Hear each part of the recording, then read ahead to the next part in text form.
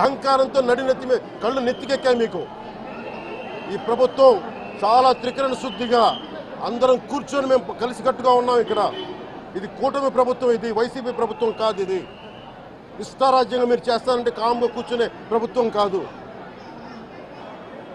మీకు ఎలా చేస్తే ఎలా నియంత్రిస్తే మీకు కిందకు వస్తారో మేము చేస్తాం. మీరు గాల్లో విహరిస్తూ ఉన్నారు. 11 సీట్లు వచ్చి ఇంకా గాల్లో విహరిస్తున్నారు. మొత్తం మీకు ఎలా కిందకి దించాలో మాకు బాగా తెలుసు, చేసి చూపిస్తాం. ఇదే కాదు, ఈ సందర్భంగా ఏ నాయకులకైనా సరే అధికారుల మీద దాడి చేసినా, అధికారులు విధులు నిర్వహిస్తుంటే అడ్డుకున్నా చాలా కఠినమైన చర్యలు ఉంటాయి. ఈరోజు నేను వచ్చి ఇక్కడ ఎందుకు వచ్చాను జవహర్ బాబు గారి దగ్గరికి అంటే, ఆయన ఒక ఎస్సీ ఎస్టీ కులానికి సంబంధించిన వ్యక్తినో వీటి గురించి అని కాదు.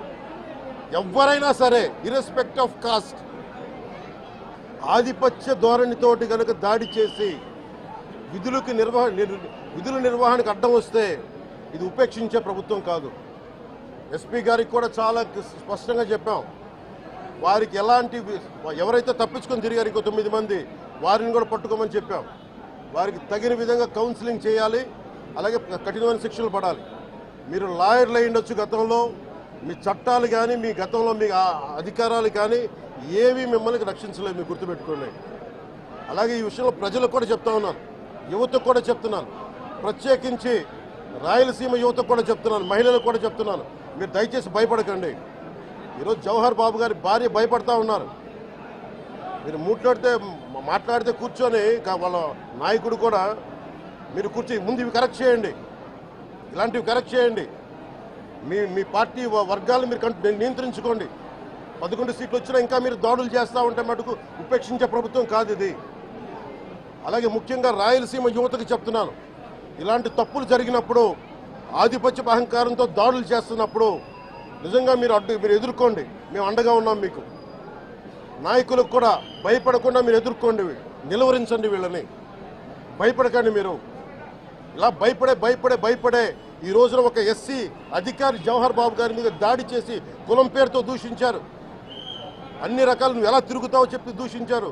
నువ్వు వెళ్ళి రిటైర్ అని నేను చంపేస్తావని చెప్పి బెదిరిస్తూ ఉన్నారు. ఇవన్నీ సాక్కూడదంటే కేవలం ఇది పోలీసు ప్రభుత్వాలే కాదు, దీనికి ప్రజలు కూడా దీనికి స్పందించాలి.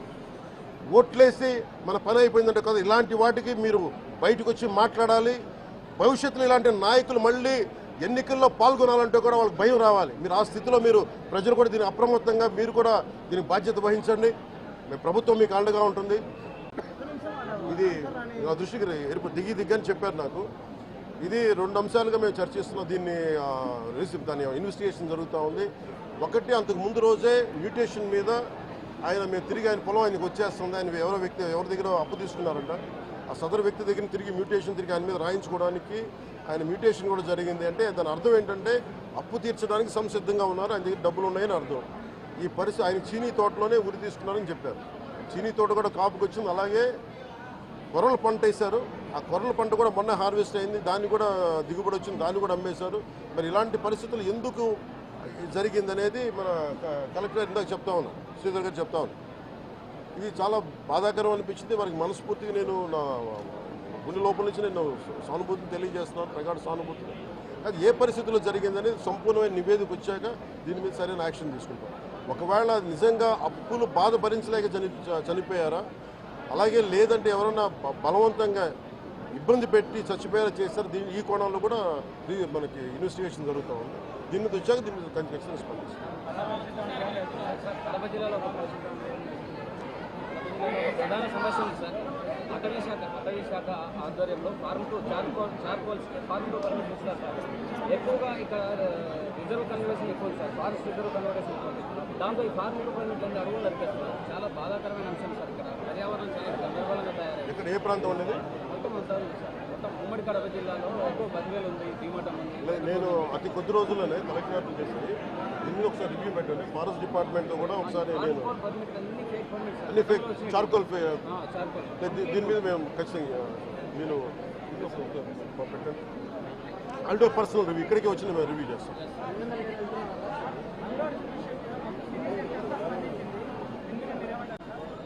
రెలవెంట్ ఇక్కడ మనుషులు చచ్చిపోయిన గురించి మాట్లాడాలి. కొంచెం పెద్ద మనుషులు, పెద్ద